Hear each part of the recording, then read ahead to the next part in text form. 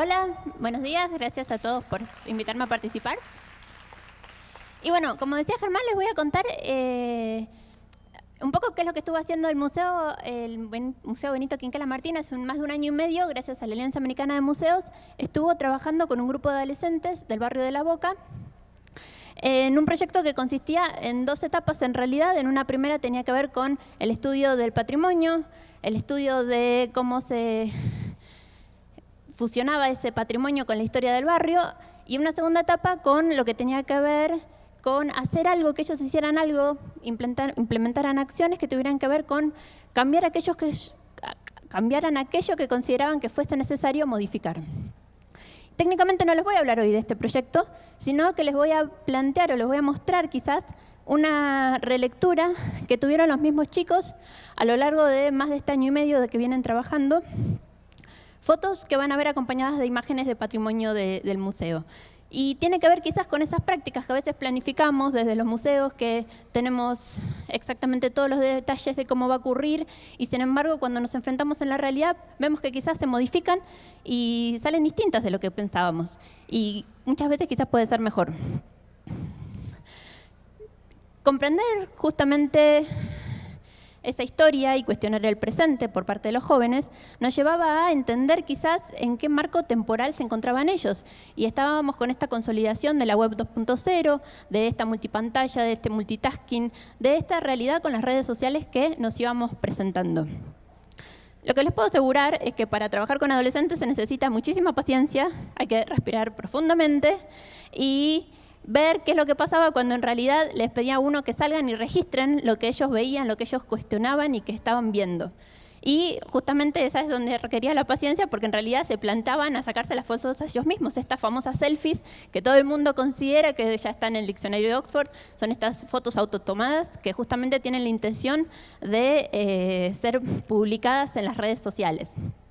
Y estas cuestiones, estos móviles, en realidad estas telefonías celulares que hoy tan frecuentemente nos están acompañando, tenían que ver con esa construcción identitaria en realidad, ¿no es cierto? ¿Quién no imaginó siempre ese cuerpo deseado, ese perfil, como dicen algunos autores, esa identidad que uno se quiere mostrar, que uno quiere mostrar a aquellos que están presentes y que viven en un contexto similar al nuestro? Y era esa misma búsqueda de identidad en realidad lo que nos llevó a un verdadero replanteo. Porque técnicamente, primero el replanteo era porque desde las actividades planteadas teníamos la sala de reunión y la sala de exposición, había que pasar por un muy pequeño pasillo donde había un espejo gigantesco, y en ese espejo gigantesco todos los chicos lo que hacían era sacarse la foto al espejo. Entonces, era una cuestión de tiempos, pero no era solamente una cuestión de tiempos, era una cuestión de replanteo, porque estábamos en una institución que, por estricto designio de su fundador, había justamente estrechado los procesos de construcción identitaria para aquellos jóvenes que quisieran participar y visitar este museo. Entonces, pasados 79 años de la creación de ese museo, en la casa de quien había ideado la imagen del barrio, todo el mundo conoce quizás la imagen típica del barrio, es la que creó este artista en sus propias obras. Estábamos justamente delante de estos chicos que estaban recreando en realidad su propia imagen. Entonces, a su vez, estaban considerando ellos mismos lo que era, lo que dicen los autores, esta narrativa del yo, esta construcción narrativa del yo, que no solamente ahora buscaban una identificación, sino que además se plasmaban en una imagen digital que era publicada y posteada en las redes sociales. Lo que algunos autores, Murolo por ejemplo, comenta que esto les brinda seguridad.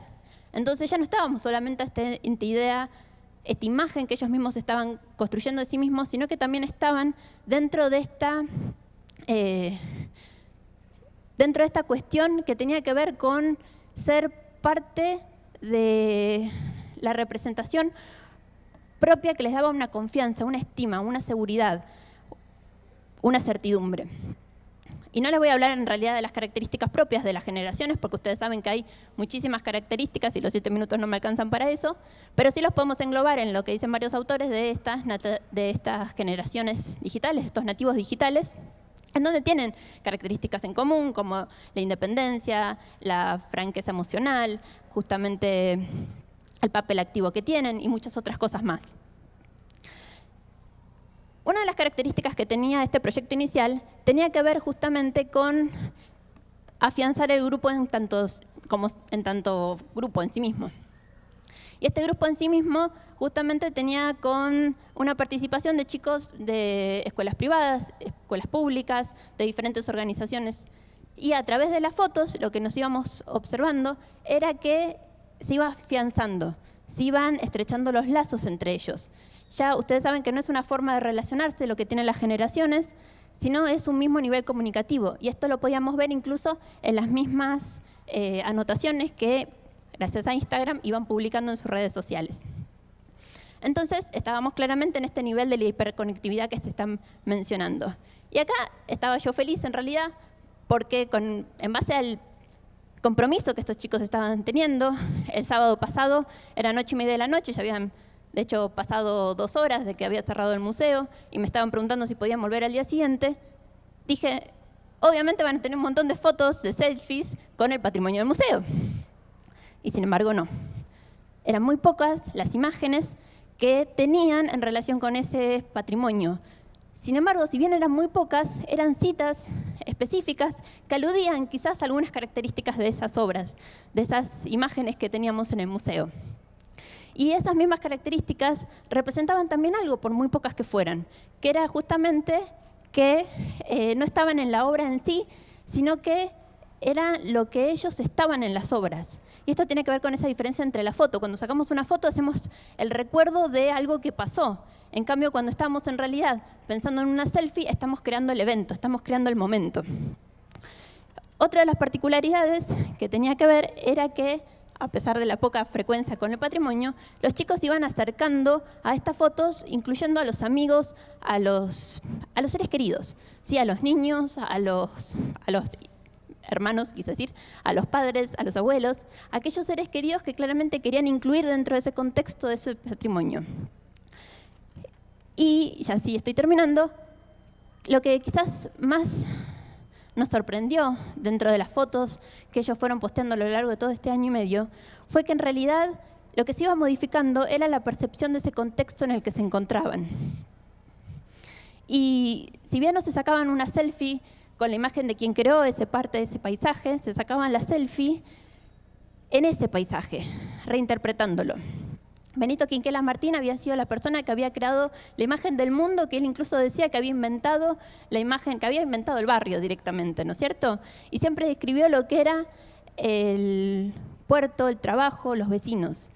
Desde el museo lo que queríamos era que los chicos consideraran las obras del artista y entendieran cómo había él imaginado su mundo. Y en realidad lo que llevamos a ver es que ellos lograron copiar el hecho de cómo él las vivía, de cómo las sentía. Esta nos llevaba en realidad a pensar que tenemos esta cuestión de la universalidad, de la conectividad y cómo en realidad deslocación de las conexiones generaban en definitiva una desvinculación con las identidades culturales y sociales. Y esto realmente nos lo repensábamos, porque en realidad lo que veíamos es que en ese replanteo que se hacían de ellos de ese contexto, de esa misma imagen, lo que estaban viendo era que multiplicaban una y otra vez las acciones que ellos tenían como resultado. Esas acciones que ellos alcanzaban en forma conjunta, en trabajo colaborativo. Y ese trabajo colaborativo, en definitiva, era lo que hacía entender que había un otro, que tenía necesidades, que tenía un lugar en sí mismo. Quinquela fue un gran artista, pero no solamente fue un gran artista, sino que también fue un gran filántropo y quiso donar al barrio todo lo que él pudo dar. Quizás algunas de estas selfies persigan el mismo objetivo.